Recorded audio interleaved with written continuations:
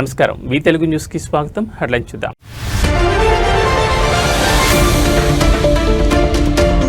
ఢిల్లీ పేలుడు కేసులో కీలక మలుపు, కాన్పూర్లో మరో డాక్టర్ అరెస్ట్.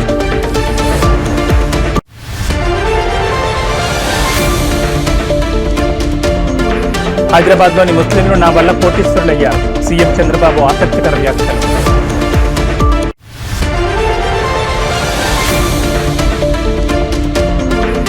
రేపు తేలనున్న జూబ్లీహిల్స్ ఉప ఎన్నిక ఫలితం, యూసఫ్గూడలోని కోట్ల విజయభాస్కర్ రెడ్డి స్టేడియంలో ఓట్ల లెక్కింపు.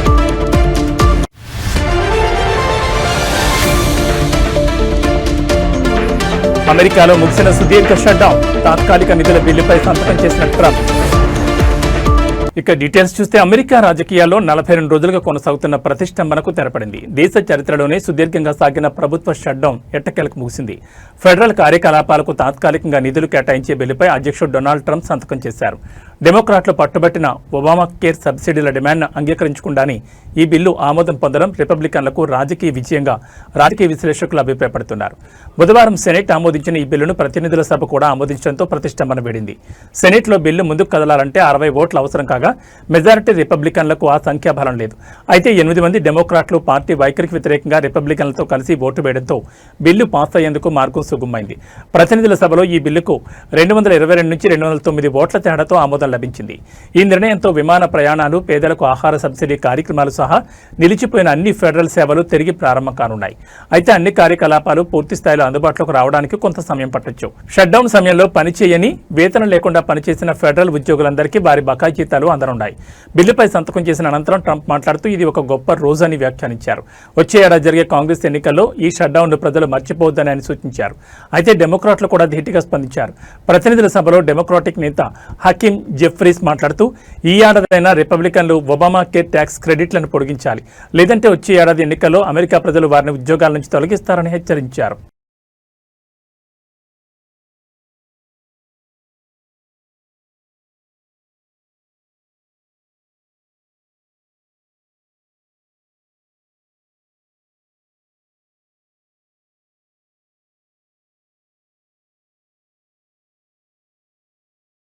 దేశ రాజధాని ఢిల్లీలోని ఎర్రకోట వద్ద జరిగిన కారు బాంబు పేలుడు కేసు విచారణలో కీలక పురోగతి చోటు చేసుకుంది. Uttar Pradesh anti terrorism squad, Delhi police special cell, Jammu Kashmir పోలీసులు సంయుక్తంగా నిర్వహించిన ఆపరేషన్లో కాన్పూర్లోని కార్డియాలజీ ఇన్స్టిట్యూట్ నుంచి డాక్టర్ మహమ్మద్ ఆరిఫ్ను అదుపులోకి తీసుకున్నారు.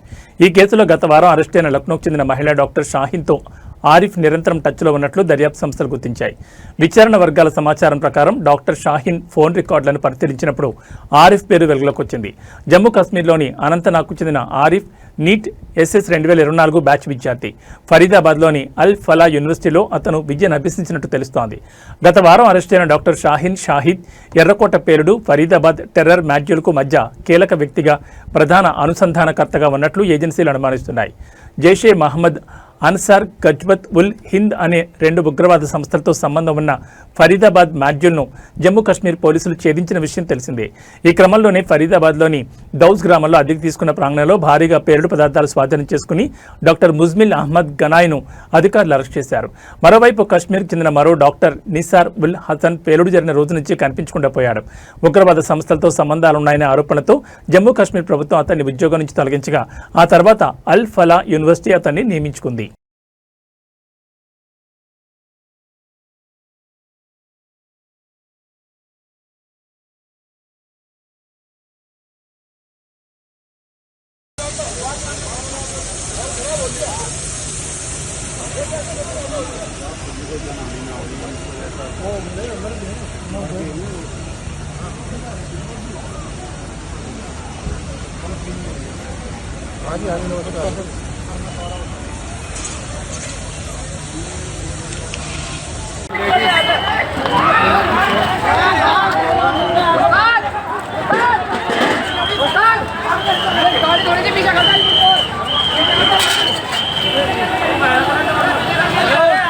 హైదరాబాద్లోని ఓల్డ్ సిటీ ముస్లింలు తన వల్ల కోటీశ్వర్లయ్యారని సీఎం చంద్రబాబు అన్నారు. ఇవాళ ఆయన విశాఖలో మీడియాతో మాట్లాడుతూ తాను ఉమ్మడి ఆంధ్రప్రదేశ్లో సీఎంగా ఉన్ననాడు హైదరాబాద్ అభివృద్ధికి ప్రథమ ప్రాధాన్యం ఇచ్చామన్నారు. సమస్యాత్మక ప్రాంతమైన ఓల్డ్ సిటీ పక్కనే దూరదృష్టితో ఎయిర్పోర్ట్ను ఏర్పాటు చేశామని తెలిపారు. సిటీ చుట్టూ ఔటర్ రింగ్ రోడ్ వేస్తే ఓల్డ్ పరిధిలోని ముస్లింలంతా కోటీశ్వరులు, లక్షాధికారులు అయ్యారని గుర్తు చేశారు. హైదరాబాద్ పర్యటనకు విదేశీ ప్రముఖులు ఎవరు వచ్చినా ఓల్డ్ సిటీకి వెళ్లి షాపింగ్ చేసే విధంగా పెరల్స్ ప్రమోట్ చేసింది తానేనని అన్నారు. హైదరాబాద్ బిర్యానీని కూడా ప్రపంచవ్యాప్తంగా ప్రమోట్ చేసిన చరిత్ర తమదని పేర్కొన్నారు. నగరంలో నిరుపయోగంగా పడి ఉన్న ఫలక్నుమా ప్యాలెస్ ను నిజాం సంస్కృతిని కాపాడేందుకు అందులో బ్రహ్మాండమైన హోటల్ పెట్టి దాన్ని కూడా పరిరక్షించామని సీఎం చంద్రబాబు అన్నారు. కేంద్రానికి లెటర్ రాసా, టైం ఎక్స్టెండ్ చేయమంట. నేను ఒకటే ఆ రోజు కూడా హామీ ఇచ్చా, ఈ వక్ఫ్ బోర్డు చట్టంలో సవరణలు తీసుకొచ్చినా ఇక్కడ మాత్రం మైనారిటీ సోదరులనే పెట్టి మీ ఆస్తులు కాపాడే బాధ్యత నాదని ఆ రోజు చెప్పా, ఈ రోజు చెప్తున్నా, ఇది కాపాడుతాను. నేను ఆ రోజు హైదరాబాద్ అన్ని విధాలా అభివృద్ధి చేశాను.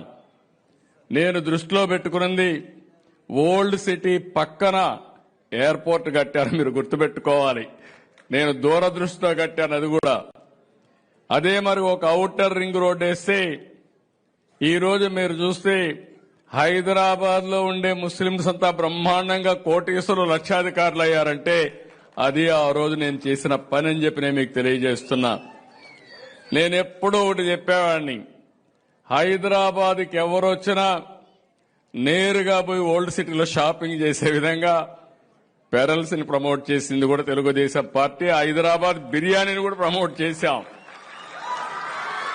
ప్రపంచం మొత్తం హైదరాబాద్ బిర్యానీ అంటే దానికి ఒక ఛాంప్ క్రియేట్ చేసే పరిస్థితికి వచ్చామంటే, ఇంకొక పక్క ఆ రోజు ప్యాలెస్ ఉంటే, ఫలక్నుమా ప్యాలెస్ ఉంటే నిజాం సంస్కృతిని కాపాడడానికి ఒక బ్రహ్మాండమైన హోటల్ పెట్టి దాన్ని కూడా పరిరక్షించామని చెప్పి కూడా నేను మీకు తెలియజేస్తాను. ఒకటి రెండు కాదు, నేను వారసత్వాన్ని కాపాడడం కోసం అన్ని విధాల ప్రయత్నం చేశాం. రేపు జూబ్లీహిల్స్ ఉప ఎన్నిక ఫలితం వెలువడనుంది. యూసఫ్గూడలోని కోట్ల విజయభాస్కర్ రెడ్డి స్టేడియంలో ఓట్ల లెక్కింపునకు ఏర్పాట్లు పూర్తయ్యాయి.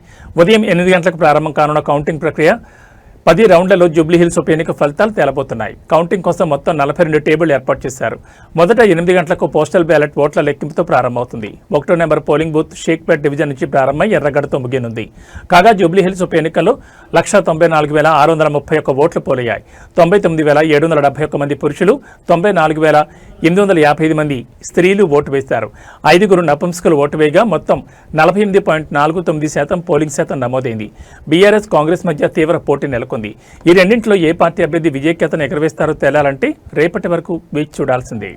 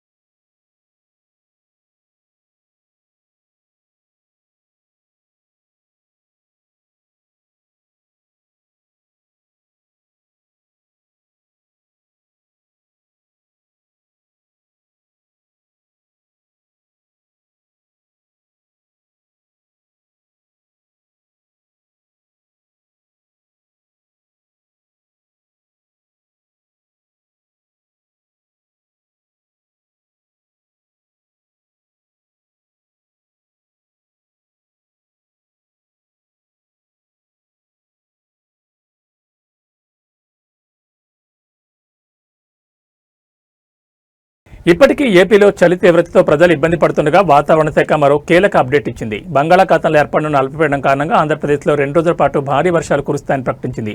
నవంబర్ 17, 18 తేదీల్లో రాష్ట్ర ప్రజలు అప్రమత్తంగా ఉండాలని సూచించింది. వాతావరణ శాఖ అధికారుల అంచనా ప్రకారం నవంబర్ 17న ఆగ్నేయ బంగాళాఖాతంలో కొత్త అల్పపీడనం ఏర్పడే అవకాశం ఉంది. ఇది వేగంగా బలపడి వాయుగుండంగా మారే సూచనలున్నాయని, దీని ప్రభావంతో రాష్ట్ర వ్యాప్తంగా విస్తారంగా వర్షాలు పడతాయని తెలిపారు. ముఖ్యంగా ఉత్తరాంధ్ర, కోస్తా జిల్లాలు, రాయలసీమలోని కొన్ని ప్రాంతాల్లో భారీ నుంచి అతి భారీ వర్షాలు నమోదయ్యే ప్రమాదం ఉందని హెచ్చరించారు. వర్షాలతో పాటు తీర ప్రాంతాల్లో గంటకు 40 నుంచి 50 కిలోమీటర్ల వేగంతో బలమైన ఈదురుగాలులు వీస్తాయని అధికారులు పేర్కొన్నారు. సముద్రం అల్లకల్లోలంగా ఉంటుందని, అలల తీవ్రత కూడా ఎక్కువగా ఉంటుందని తెలిపారు. ఈ నేపథ్యంలో మత్స్యకారులు సముద్రంలో వేటకు వెళ్లొద్దని స్పష్టమైన ఆదేశాలు జారీ చేశారు.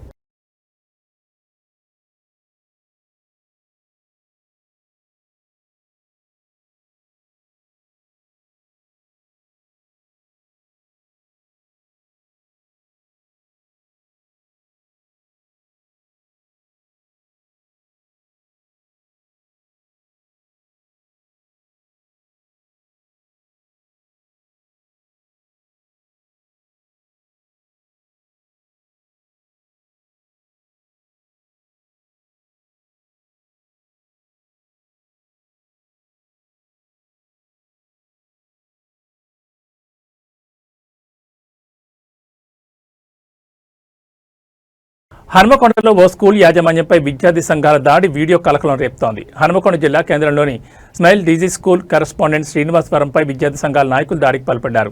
ఈ ఘటనకు సంబంధించిన సీసీటీవీ ఫుటేజ్ బయటకు రావడంతో వీడియో సోషల్ మీడియాలో వైరల్గా మారింది. వీడియోలో కొంతమంది విద్యార్థి సంఘం నాయకులు స్కూల్ యాజమాన్యంపై దాడి చేయడానికి ప్రయత్నిస్తున్న దృశ్యాలు స్పష్టంగా రికార్డయ్యాయి. సంఘ నాయకులు చందాల పేరుతో స్కూల్కు వచ్చి యాజమాన్యంతో వాగ్వాదానికి దిగిన తర్వాత దాడికి పాల్పడ్డారనే ఆరోపణలు వినిపిస్తున్నాయి. ఈ ఘటనకు నిరసనగా ఉమ్మడి వరంగల్ జిల్లా వ్యాప్తంగా అన్ని ప్రైవేట్ విద్యా సంస్థలు బంద్ పాటిస్తున్నట్లు ట్రస్మా ప్రతినిధులు ప్రకటించారు. వారు స్కూల్ యాజమాన్యంపై జరిగే ఇలాంటి దాడులను కఠినంగా ఖండిస్తూ ప్రభుత్వాన్ని తక్షణ చర్యలు తీసుకోవాలని డిమాండ్ చేశారు.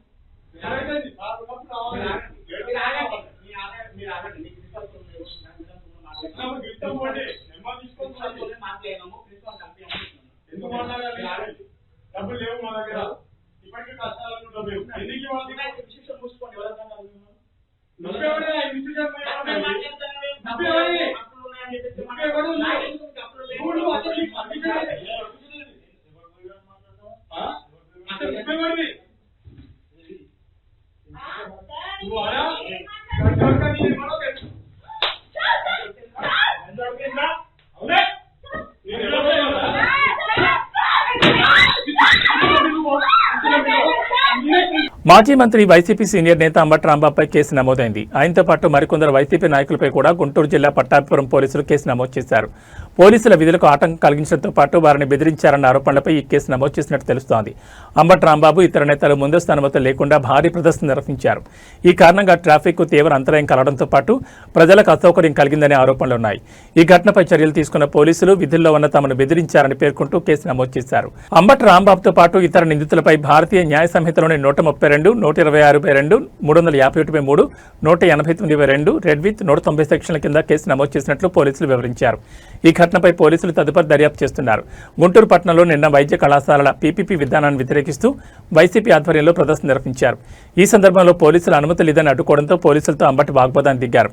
దీంతో అక్కడ కొద్దిసేపు ఉద్రిక్త పరిస్థితులు నెలకొన్నాయి. ఈ ఘటనపై పోలీసులు చర్యలు చేపట్టారు.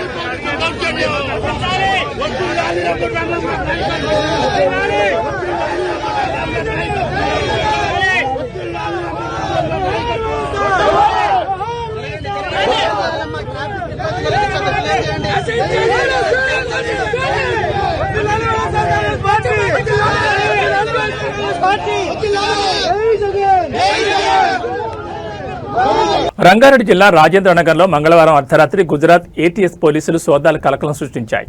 4th వ్యూ కాలనీలోని డాక్టర్ సయ్యద్ మొహిద్దీన్ ఇంట్లో తనిఖీలు నిర్వహించారు. అడిషనల్ ఎస్పీ స్థాయి అధికారి ఆధ్వర్యంలో 5గురు సభ్యుల బృందం సోదాల్లో పాల్గొంది. 3 రకాల లిక్విడ్లతో పాటు కంప్యూటర్, పలు రకాల బుక్స్, ఆయిల్ తయారు చేసే మిషన్ సహా పలు డాక్యుమెంట్లను స్వాధీనం చేసుకున్నారు. సయ్యద్ సోదరుడు ఒమర్ ఫారూక్కి నోటీసులు ఇచ్చి సెర్చ్ నిర్వహించారు. అనంతరం సామగ్రిని సీజ్ చేశారు. ఇదిలా ఉండగా భారతదేశంలో పెను విధ్వంసం సృష్టించేందుకు కుట్ర పన్నారనే ఆరోపణలపై హైదరాబాద్ చెందిన డాక్టర్ సయ్యద్ అహ్మద్ మొహిద్దీన్ను గుజరాత్ యాంటీ టెర్రరిస్ట్ స్క్వాడ్ పోలీసులు ఆదివారం గుజరాత్లోని బనస్కాంత జిల్లాలో అరెస్ట్ చేసిన విషయం తెలిసిందే. మొహిద్దీన్ అరెస్టుపై కుటుంబ సభ్యులు ఇటీవల స్పందించారు. తన సోదరుడు మంచోడని, ఎవరో కావాలనే కుట్రలో ఇరికించారని ఆవేదన వ్యక్తం చేశాడు. తన బ్రదర్ ఉగ్రవాద కార్యకలాపాలతో లింక్స్ ఉన్నట్లు తెలియదని చెప్పాడు. ఒకవేళ తమ సోదరుడు తప్పు చేస్తే కఠినంగా శిక్షించండి అని ఒమర్ ఫారూక్ అంటున్నాడు. మా సోదరుడు మొహిద్దీన్ ఎవరో ట్రాప్ చేసి కుట్రలో ఇరికించారు. మా బ్రదర్కు ఉగ్రవాద కార్యకలాపాలతో లింక్స్ ఉన్నట్లు మాకు తెలియదు. నవంబర్ 5న బిజినెస్ డీల్ ఉందని చెప్పి ఇంట్లో నుంచి గుజరాత్ బయలుదేరాడు. 9వ తేదీన ఏటీఎస్ వారు నాకు ఫోన్ చేసి మీ బ్రదర్కు ఉగ్రవాదులతో సంబంధం ఉన్నాయని అరెస్ట్ చేశామని చెప్పారు. మొహిద్దీన్ నివాసాన్ని ముట్టొద్దు, 2 రోజుల్లో వచ్చి ఆయన రూమ్లో ఉన్న సామాగ్రి స్వాధీనం చేసుకుంటామని ఏటీఎస్ పోలీసులు చెప్పారన్నారు. ఇంటికి ఏటీఎస్ పోలీసులు వచ్చారు. సామాన్లు సీజ్ చేసి తీసుకువెళ్లారు. ఏటీఎస్ అరెస్ట్ చేసిన వారిలో మరో 2 ఆజాద్ సులేమన్ షేక్, మహమ్మద్ సుహైల్ వారితో మాకు ఎలాంటి లింక్స్ లేవని అన్నాడు.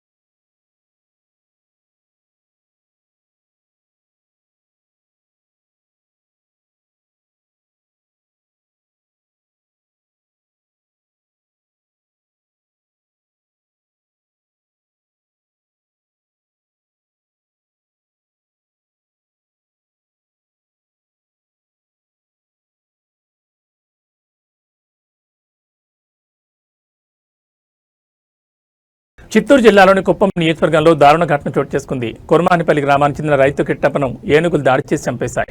స్థానికులు తెలిపిన వివరాల ప్రకారం కిట్టప్ప తన రాగి పంటకు కాపలా కాయడానికి రాత్రి పొలానికి వెళ్లారు. గురువారం తెల్లవారుజామున అడవిలో నుంచి బయటకు వచ్చిన ఏనుగులు పొలంలో ప్రవేశించి పంట నాశనం చేయడం ప్రారంభించాయి. వాటిని తరిమి వేయాలనుకున్న కిట్టప్ప ఏనుగులు దాడి చేసి తీవ్రంగా గాయపరిచాయి. పొలం వద్ద రైతు ఉంటున్న గుడిసెను ఏనుగులు పూర్తిగా ధ్వంసం చేశాయి. స్థానికులు ఘటనాస్థలకు చేరుకునేసరికి కిట్టప్ప అక్కడికక్కడ మృతి చెందినట్టు తెలిసింది. ఈ సమాచారం అందుకున్న కుప్పం అటవీశాఖ అధికారి జయశంకర్ సిబ్బంది సంఘటనా స్థలాన్ని పరిశీలించారు. ఈ ఘటనతో గ్రామంలో విషాద ఛాయలు నెలకొన్నాయి. ఏనుగుల సంచారం కారణంగా భయాందోళనకు గురవుతున్న పరిసర గ్రామాల ప్రజలు రక్షణ చర్యలు తీసుకోవాలని అధికారులను కోరుతున్నారు. కుప్పం నియోజకవర్గానికి చెందిన ఈ ఘటనపై అధికారులు దర్యాప్తును ప్రారంభించారు.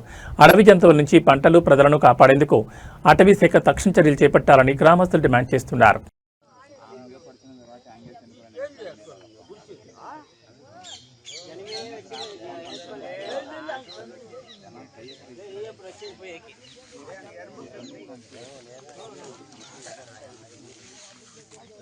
కట్టారు కదా మమ్మ ఇంకే ఇంకే ఇంకే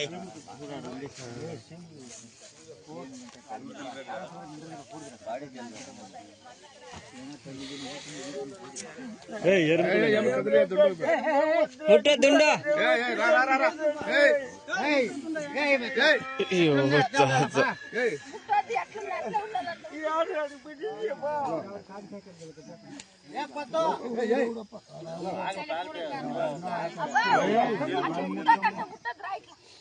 తెలంగాణ రాష్ట్రంలో చలి తీవ్రత బాగా పెరిగింది. కొన్ని రోజులుగా కనిష్ట ఉష్ణోగ్రతలు ఒక్కసారిగా పడిపోవడంతో తెలంగాణ గజగజ వణుకుతోంది.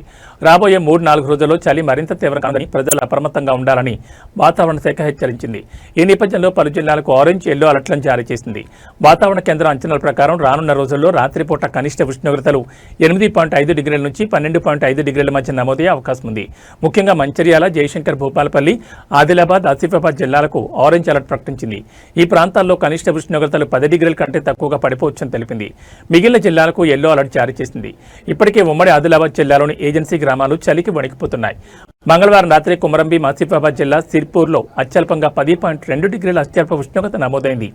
తెలంగాణ రాష్ట్రం తీవ్ర చలి ప్రభావిత జోన్లో ఉందని కేంద్ర ఆరోగ్య శాఖ ఆధ్వర్యంలోని ఎన్పీసీసీహెచ్హెచ్ గత ఏడాది ప్రకటించిన విషయం నిపుణులు గుర్తు చేస్తున్నారు. ఈసారి కూడా అదే తరహా పరిస్థితి నెలకొనడంతో ప్రజలు తగిన జాగ్రత్తలు తీసుకోవడం అత్యవసరమని సూచిస్తున్నారు.